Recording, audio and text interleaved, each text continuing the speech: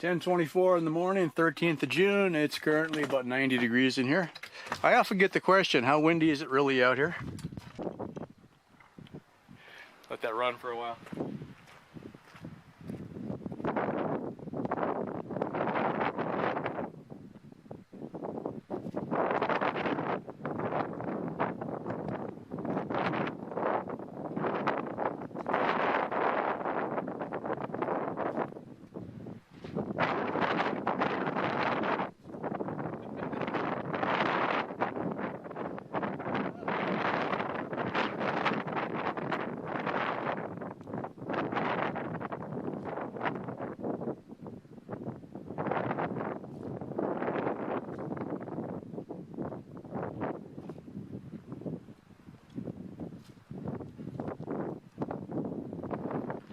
Class dismissed. That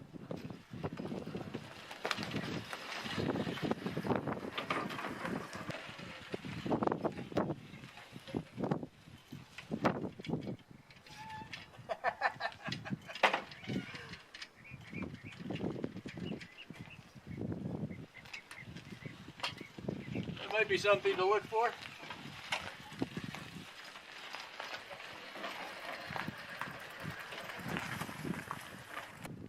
Turn far enough that I can hit that, but it's good to have the option if I need it. I might extend the hitch if I need that more. We'll try it out though. I'm carrying the battery in the toolbox, but they're not tied down and the battery isn't hooked up. I'm just testing.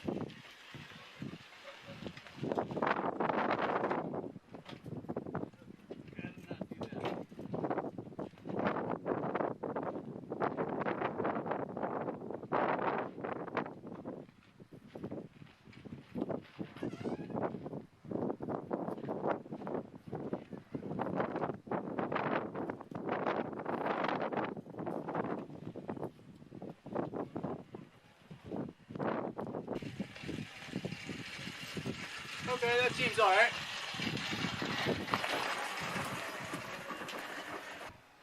I don't really notice the extra weight of the battery box, so that's good. I don't really want a longer trailer hitch if I can help it.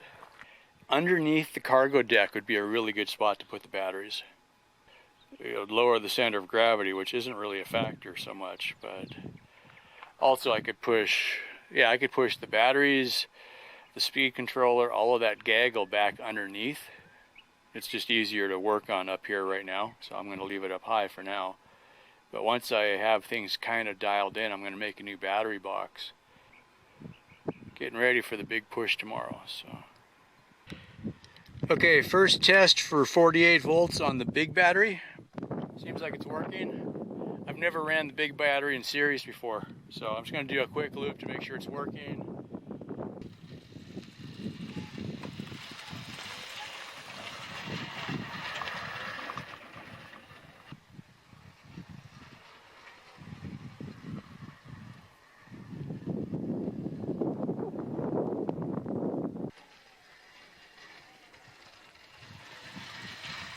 Alright, once we're on the yard. Switch up.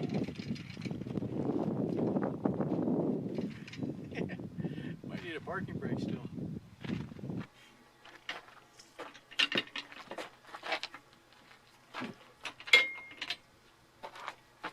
Work on the straps next. Okay. So I can measure 48 on that. We got 53.0 before I started the test. So that should be about the same.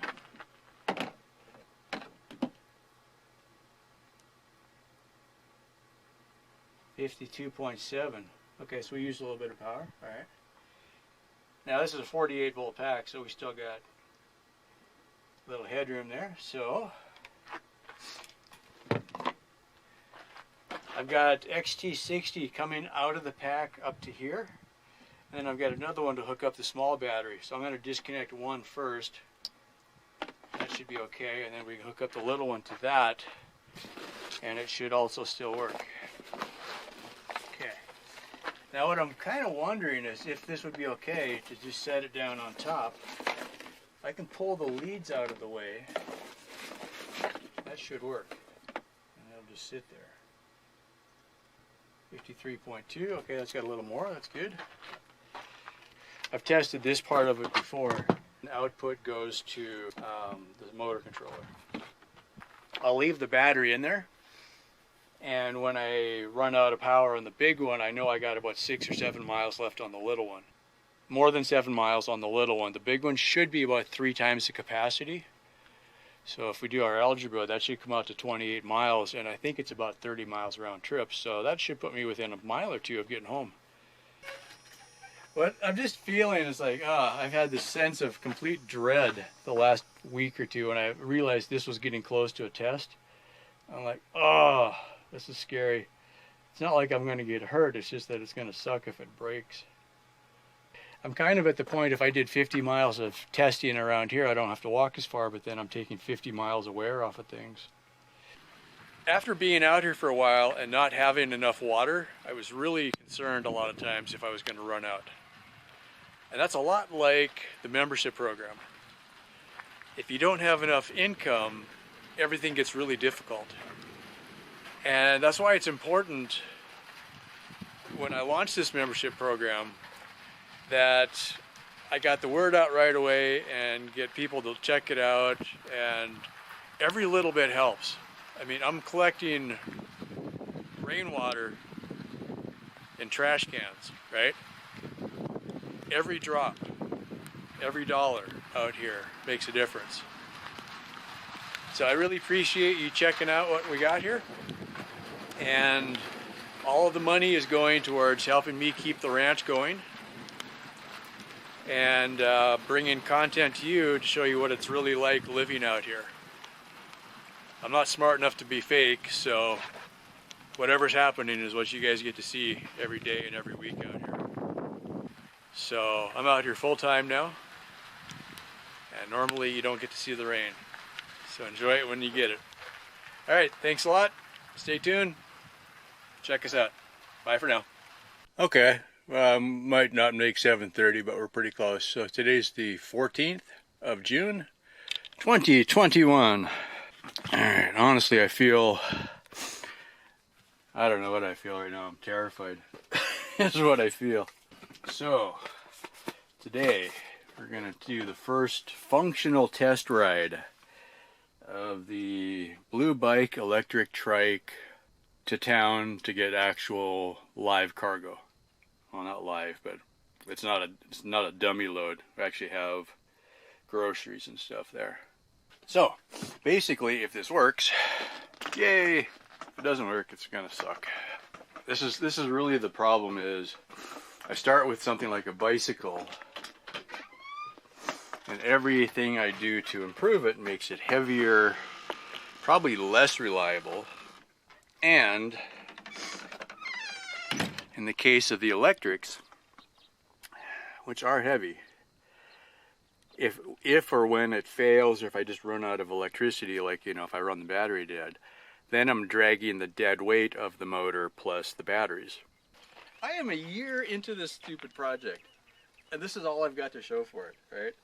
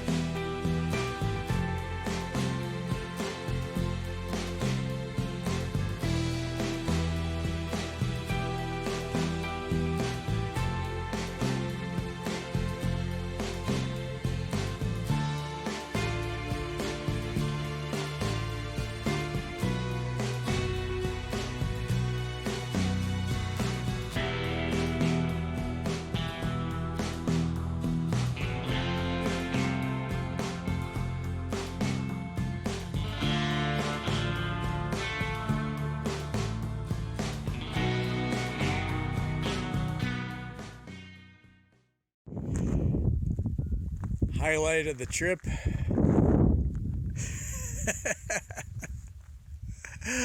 Yeah, sure, why not? We got 52.4. I had 52.4 at the cattle guard. That's kind of cool. I've been pedaling a lot to make sure I don't run out. Yeah, so far so good.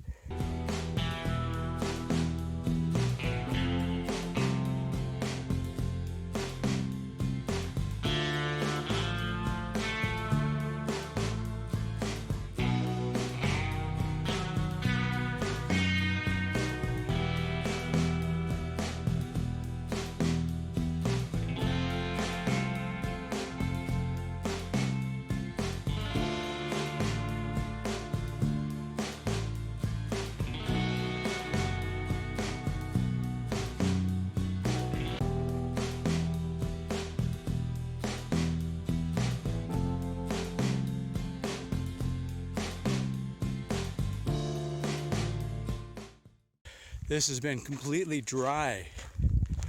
It's pretty much full now. I guess you can come up a ways, but cow in the distance.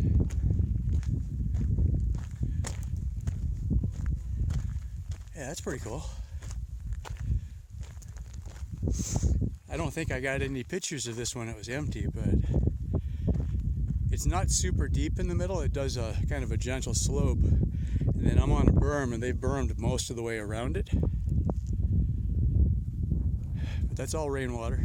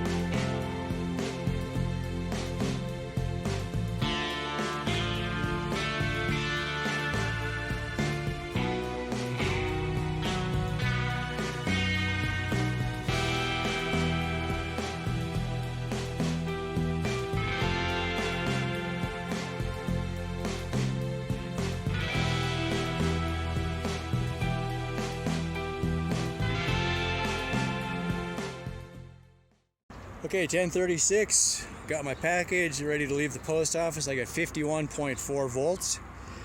The bracket broke on the derailer, so I can't pedal anymore, so it's going to be electric all the way home, but we're downhill. The load today, it's only one box. It is 37 pounds, lots of cans. So, otherwise, aside from that bracket, everything else is working good. Okay, the battery just went dead.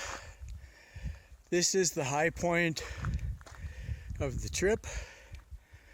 So I got the town and back to here.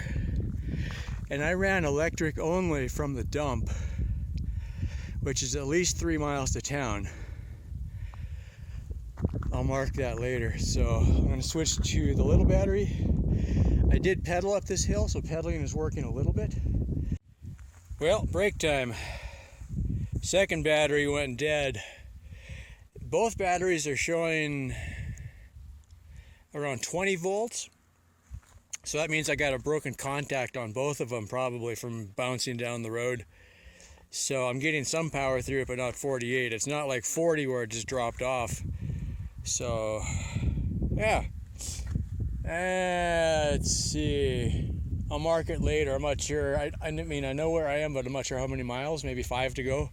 So I'll just pedal it. This is the tricky bit now, because part of my bracket that holds the chain tensioner for pedaling is broken. But it seems like it's mostly working now. So I've been pedaling a lot on the way home just to get it as far as I could. So it's not perfect, but at least I didn't have to pedal all the way.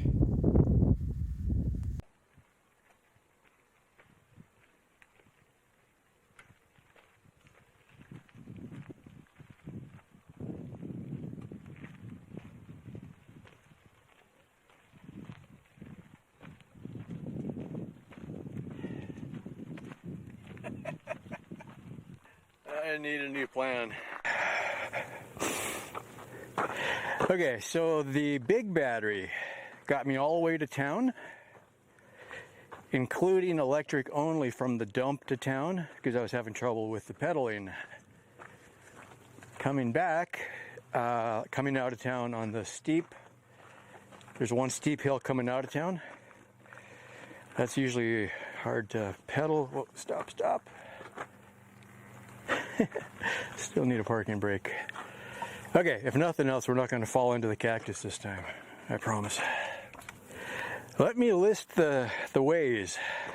Oh, stopwatch. Let me do that first. 6 hours, 8 minutes. 6 hours, 9 minutes. That's got to be one of the slowest rides yet. There's irony for you. Let me spend 1 year and 2 months of my life building an electric bike to make it easier to pedal, and so I can get to town faster. And it took me 2 hours longer than the last time I went. Yeah. And that the last time was when I broke the hitch on the trailer. Okay, first of all, bears on wheels references may be common here. One bear, 5 wheels, slower than one bear on 4 wheels. Okay, we'll go with that. No flat tires, number 1. Oh my God, when the electric was working, it is awesome. 2, definitely good there. I was very conservative. I was not going much faster than bicycling speed going to town, because I just did not want to run out of battery, right? Also, there's a bunch of flies out here, and big flies. This may not work. Okay, we might debrief inside. So I go to town. I did GPS tracking. Let me stop my track now that I'm home, so I can go back later and see how fast I was on each section. So that'll be useful. So I'm going to stop the track. That's stopped. Add a waypoint. Home. Good enough. Add. Okay. So now I'm back home. We can debrief this part later. Yeah, these flies are just off the hook here. Okay, so I get to town. I was stopping at every cattle guard because that's a nice reference. They don't move. So I'd get to a cattle guard, stop, check the battery voltage. It was looking so good. Oh man, it was like, because I was pedaling a lot, I was not using very much power. One thing to keep in mind though, because I don't have real-time logging, I would stop, get a drink, and then check it. And so I was getting battery rebound. You know, like when you're starting your car, crank, it slows down, and then you let off, and then the battery comes back up again. So that's not a real good way to check the battery, but the battery voltage was looking good. Okay. Get all the way to town, get to the post office, Everything's good. I'm still on the main battery. The main battery should be about 3 times the capacity of the little battery, but it's untested yet. I don't really know how good each of the individual cells are that made it.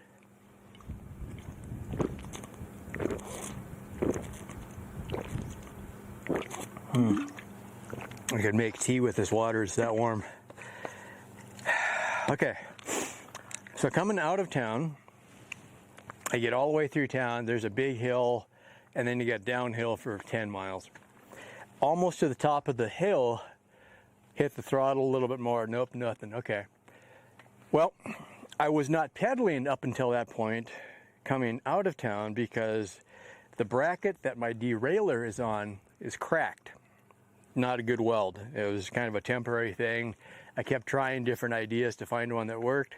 That one worked. I got through all of testing, and then it breaks on the road. Okay, so it's an easy enough fix. So that's, I'm not too worried about. I'm going to take another shot at my pedaling situation to see if I can. My chain is really crooked right now because of how everything is laid out here. It's none of this is ideal. So I was using the derailer to take up some of the slack and also to bend the chain to where it should be, which, you know, on a 10-speed bike, that's what they do. Your chains are never in alignment. So mostly it worked, but I think I can dial it a little bit better. Also, last time when I put the smaller front sprocket on to give myself a lower gear, it was further out of alignment. Looking at it, I think I can maybe tweak it and pull it on the inside, so then it would be a really straight shot. So if I'm having trouble with one, I could switch it to the other, go a little bit slower, but then it would at least work. So that's a possibility there. On the pedal side, the rear sprocket, I didn't have any trouble with that chain at all, which is good because that one had fallen off a few times before, so we're pretty close on the alignment there.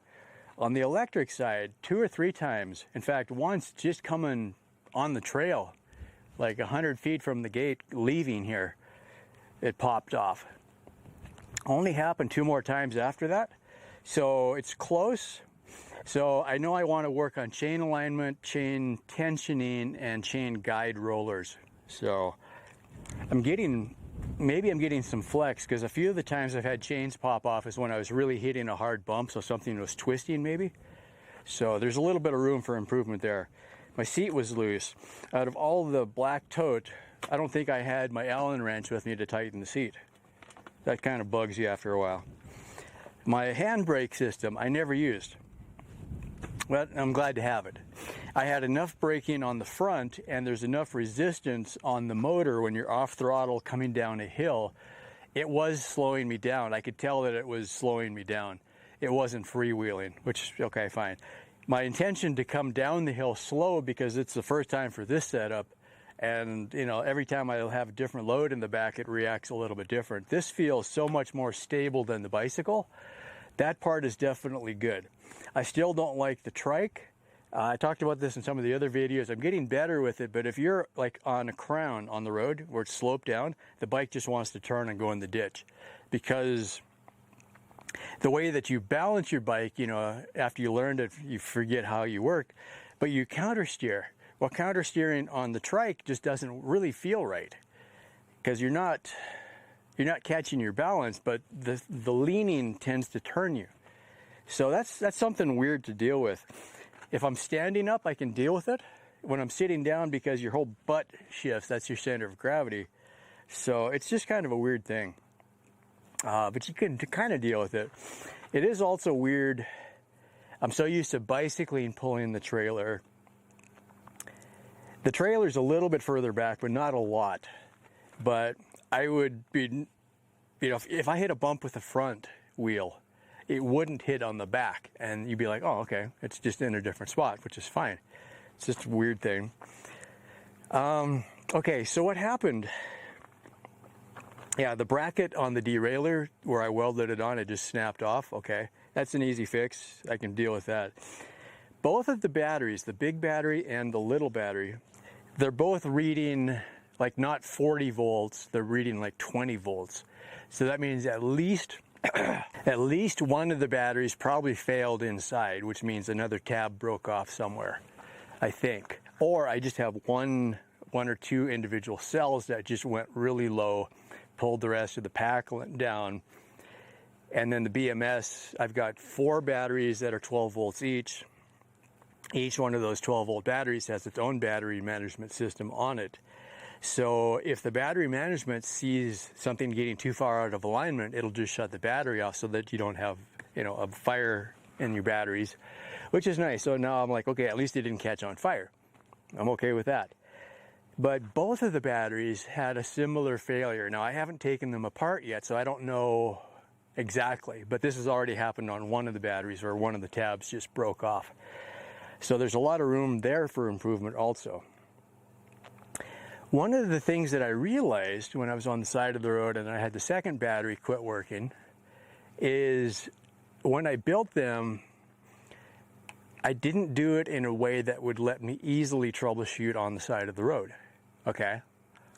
So I'm going to be thinking about that. But one idea, if I had 2 12 volt packs from the big one and could take 2 12 volt packs from the little one, maybe I'd do some monkeying around and rewire, just kind of undo the connectors and move them around a little bit. Maybe I could salvage, because I need 48 volts for the motor to work. The motor, just because of the controller, if the controller sees less than about 45 volts, it just quits working. So it's not like, I could just, go 36 volts and go slower. No, the controller itself just shuts off. Again, to save your expensive battery pack so you don't damage your cells. Okay. If I was in a position where I could make my own controller, I would give myself a limp home mode or something. Okay. So we're not there yet, but what I'm looking at though is I've got 2 different style of connectors between the little battery and the big battery.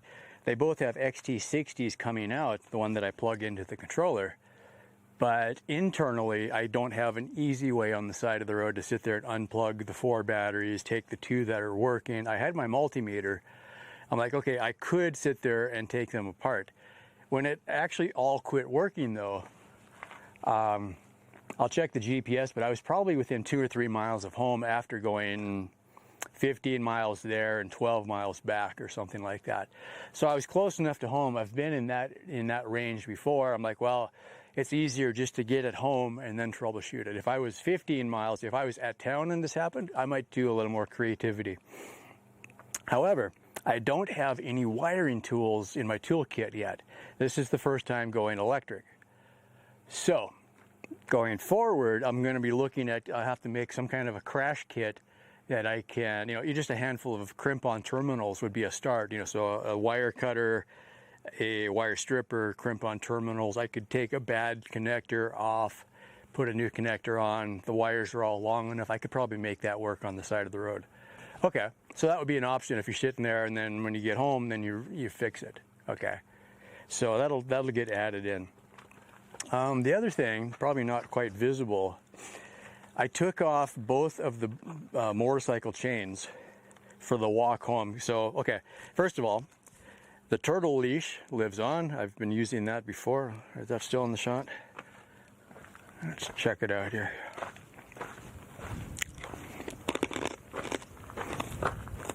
Not quite. Let's do that. That's better. Sucking on my cough drop here. Turtle leash. Indispensable. Oh my God. Turtle 1.0, after about the second time of it breaking down at the county road half a mile from home, I had found this dog leash on the side of the road one day. And I'm like, I'm keeping that. It's perfectly good shape. It's a little tiny bit frayed, but it's basically good. All right. So this time, what I had figured, if I tied it around the center clamp, it tended to wander, but if I had a strap on each side, I could hold it in the middle and I can turn it. Just by, twiddling my fingers a little bit, I can get it to steer. Okay. That works so good because of where the wheels and the motor and all the sprockets are. If I'm back here, usually I'd put my hand on the seat and I'd pull. Well, that's probably why I keep breaking my seats. And that puts my foot right where it gets ran over by the bike, the trike, because it's sticking out. So if you get forward, you know, if you grab it by the center clamp, that works pretty good. But the leash, oh man, that just made it so much easier. Now I'm dealing with, the battery pack is fairly heavy. It's not as heavy as a car battery by far, but it's still, it's a 48 volt pack. Actually, there's two 48 volt packs in there. So it's heavy, it's got some heft to it. Plus my black tote, which has the tools in it, plus the box of groceries. 37 pounds today. Okay, so kind of heavy, right? This rig, all up, walking home, as long as I wasn't in super loose sand, a lot of the road is fairly well packed. I was pulling it with one or two fingers, just pulling it along. Sometimes if I had a little bit of a downhill, the bike would actually almost catch up to me. So then I have to be careful not, you know, to have the wheel run over me. It rolls really pretty easy with the chains off. So this was something I had thought of a couple months ago. I'm like, if this happens, take the chain off, because when the chain is on, I'm spinning the motor and I'm spinning the whole shaft assembly and also the weight of the chains themselves. They all add a little bit of rolling resistance. I don't have any freewheeler on the wheels. I looked at that as a failure point. I wasn't sure if I wanted it. I've got a freewheeler here at the back sprocket of the pedaling chain. So, but when I'm coasting, both of the chains going to the wheels, both chains are spinning. It spins the motor, it spins my crossover jack shaft, and then the freewheeler on the shaft keeps the pedals from spinning. So I can coast, or I can run, hit the throttle, the electric motor pushes me, I don't have to keep pedaling. So I'm not locked into it there. But if I'm pulling this thing, all of that extra mechanical is dragging, right? So once I decided, yeah, okay, my pedaling isn't working, my batteries, two of them are not working.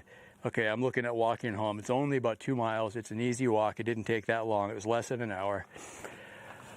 I wasn't too worried. It's a beautiful day. It's about 10 degrees colder today than it has been this last week. It's only in the 90s instead of up in the hundreds. A little bit of cloud cover, a little bit of breeze. It actually was a pretty pleasant walk. I wasn't feeling too bad. But yeah, taking those chains off, this thing rolls so much easier. So down the line, I might look at, could I, for instance, I've had people mention things like a Lovejoy adapter or some kind of a way to disengage, or a clutch, you know, something like that. I want, if I do something, it's got to be positive to lock on so I don't have any slippage. But if I could just kind of disengage it, and then I'd have it, you know, so I could stop, reach down, flip a lever and disengage it. That would totally be worthwhile. So if I was cruising along and I was just going to pedal for, you know, the next 10 miles, you know, my battery's dead. If I was just going to pedal, yeah, just disengage the chain, right? That would be the way to go. So that's something to look at. So things that I want to improve, tighten the seat, re-weld that bracket, try to get my chain alignment a little bit closer on pedaling. For the most part, this worked. It was really nice that I had the option of pedaling until that broke. Okay, but that still saved me, probably it cut 2 or 3 miles off of the walk. You know, before I had to start walking, I was able to pedal quite a bit. Plus, pedaling gives me a lot more range on the electrics. Now, I don't know what my actual range on electrics could be, because I don't think I ran either of the battery packs dead. I just think I had a fault. So one pack went offline. Okay, so I'm not, if I was sitting here showing 45 volts, then I'd know all 4 packs were about equal and I actually ran them dead. I'm showing 20 volts, so that means 1 or 2 packs went offline, something like that, right? So I'll figure that out later. We'll come back on that. I'll probably know before I post the video. If not, it'll be on the next one. Trailer works really good. It pulled really nice. I really didn't notice it back there. I love having the way to spread out my load. Like right now, okay, this is another one. I'm not sure if this is really in the best shot here, so let's see if we can tweak this a little bit. At the moment, Okay, that black tote with the the black tote with the red top. This has got the 48 volt pack in it. Also, it's got the Amazon box battery inside of it because it was just convenient. The main pack only uses about half of that. It was just a convenient sized box that I already had, so I just dropped it in there. I made the back half of this designed to fit the two totes, or two black totes, right? Because I've got two like this. So I made sure that this was going to work, that I could put totes on here. Or some of my grocery boxes have been big enough that they would barely fit on here, you know. So when I get this dialed in a little better, I'll take the battery packs out of this and mount them somewhere else.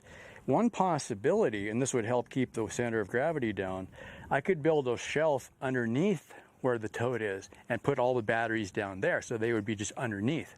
Then I could reach down, either just plug into it and recharge the bike that way, or undo a couple bolts, take the tray off, right? That would be, you know, a good way to do it.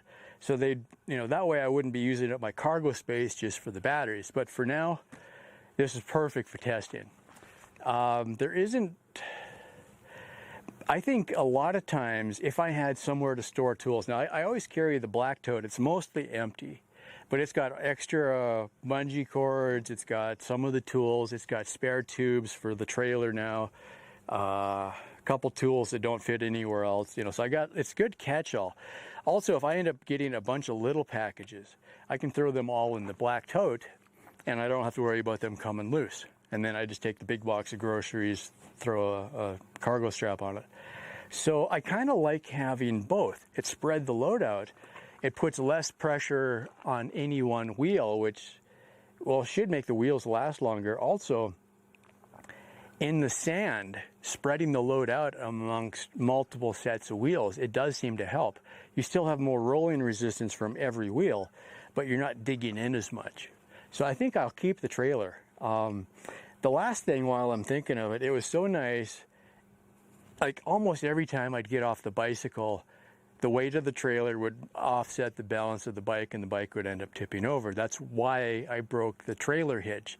The bike tipped over and I just snapped the hitch off. You know, it had the pivot, but just the load of it coming down with the heavy load, it just snapped it right off. Okay. Now my hitch is really simple. It just pivots in one direction. It's got enough slack in it that it can move a little bit. I was going up and down the berms, coming onto the road. I didn't hear anything grinding. That seemed okay. That seemed fine. So it's got enough room. I did some testing. I got a clip of it. I can turn tight enough that I actually jackknife and I start hitting the trailer. If I do that a lot, I'll probably extend the hitch. I don't really need to do that very much. I was checking on the trails here. Most of my trails I can turn and not jackknife the trailer. Okay, maybe jackknife isn't the best word because jackknifing is usually when you're skidding, but I can physically turn tight enough that I hit the trailer. So you just try not to do that. So I could extend the hitch another foot and I'd be fine, but then you're way longer. In the trail, off tracking, because I do have a CDL. That's one of the things they teach you in school is when you're turning, your trailer is taking a shortcut. That did not seem to be a huge problem on the trails. I was kind of concerned about that because I'm so used to where I can turn. So I was kind of watching not to hit the cactus with this wheel and then looking back to see where that wheel was. And they actually tracked pretty good. So it didn't seem to be a big problem where suddenly I'm hitting cactuses with the blue tires back there. Because that's the ones that are more likely to get flats, I think. So far, that's been the case. I catch a thorn on the trailer tire that I didn't see because I'm looking where the bicycle tires are in the front. Anyway, yeah, it's disappointing to have to walk home, but it showed a lot of promise. And I don't think I ran out of batteries. I think I had a battery break, which is different. I mean, it's not good, but the road just tears everything up. So it's not up to me to fix the road. I could slow down a little more on the bumps. I could soften up the tires. I might put more foam on the batteries to, soften them up a little bit so that they don't rattle so much. There's times that I'll be cruising along and I slow down for the chatter bumps, the washboard, because it just is so hard on your hands. So that's rippling all the way through. So the fact that anything works anymore is amazing. So yeah, okay, I'm gonna unpack, unhook, and I'm taking the rest of the day off, I think. That seems like a reasonable idea. Yeah. Overall, I call it a win. Any landing you can walk away from is a good landing, right? Airplane guys will tell you that. Okay, that's it. End transmission. I'm putting this stuff away and I'm going to start drinking water.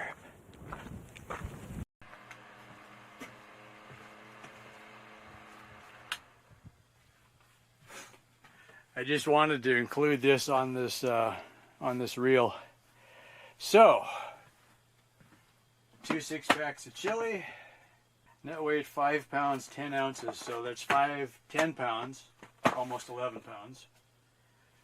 This Country Town lemonade, 5 pounds and a little bit, 2.5. Peanut butters, another 5 pounds. Nuts, 2 pounds 2 ounces. That's a bargain right there. And then 24 Cliff Bars, which 57 ounces. 1.63 kilograms, so that's close to 3 pounds, I think. Yeah, switch back and forth to metric just to make it work. Yeah. So altogether 37 pounds. Pulling this when everything broke down and I was walking with the trailer and the trike on wheels, it wasn't that big of a deal pulling it, right? Compared to, this is the thing, if I can keep the wheels from falling off, everything else I can deal with. When I've had wheels break on the bicycles, now you're trying to push a wheel or trying to push a bicycle with a wonky wheel. I ended up walking one time like 3 or 4 miles, yeah, to the dumpster. So I know how far that is now. I have a GPS mark on that. So I got from town to the dumpster with the broken bike on top of the trailer and pulling the trailer because I couldn't push the bike because it was so wonky. So I was sitting there like a refugee dragging this stuff behind me across the desert, right? Whereas this time, as long as the wheels would roll, it's not that hard to pull it. It's a small victory, and I'll take it. But if I had to carry that stuff, that's a serious burden. I mean, yeah, you know, your military packs, maybe they're 70 or 80 pounds. But that's, you know, well distributed on your back, and you probably got used to carrying it. This stuff generally doesn't carry very well, honestly. I've experimented with that before. So if you can avoid carrying heavy groceries, and it's like, this is it. It's like, I am living on canned food because, well, I'm sitting on the freezer. The freezer is running right now to cool off my drinks. But I don't run the freezer enough to have fresh food as an option. And I would have to go 2 hours across the desert to get it. So generally not. You know, this stuff can sit out in the sun for a week and it probably won't taste a lot different. In fact, there's an off-grid hack right there. Just leave your chili out in the sun for a while. You don't have to heat it up. It's free heat. Yeah. I'm going to hide the nuts before I eat them all. Alright, thanks for watching. You know the drill. You're all seasoned YouTubers. Click the like and the subscribe and check out the membership. I'm going to need some more cash flow here. I got to come up with a better plan. Anyway, comments. Leave comments. Just because. That's what there's... What they tell us to tell you to do that. So, whatever. All right, I'm sitting down. But wait, there's more. 51 ounces of coffee. That's 3 pounds 3 ounces. I had taken that out of the box before I decided I was going to do the video. Yeah, because this was $2 off on sale, so I stocked up. Yeah. Honestly, anything on this picture, you could send me if you decided to. Like other people have sent me coffee in the past, and that'll go to good use. Now we're into lemonade season. Gatorade, I didn't buy this time, but I'll probably buy next time. Now that I think I'm close to having electric propulsion, things like lemonade and Gatorade, they're pretty heavy, but it's getting to be that time of year. Yeah. Okay. Now we can stop.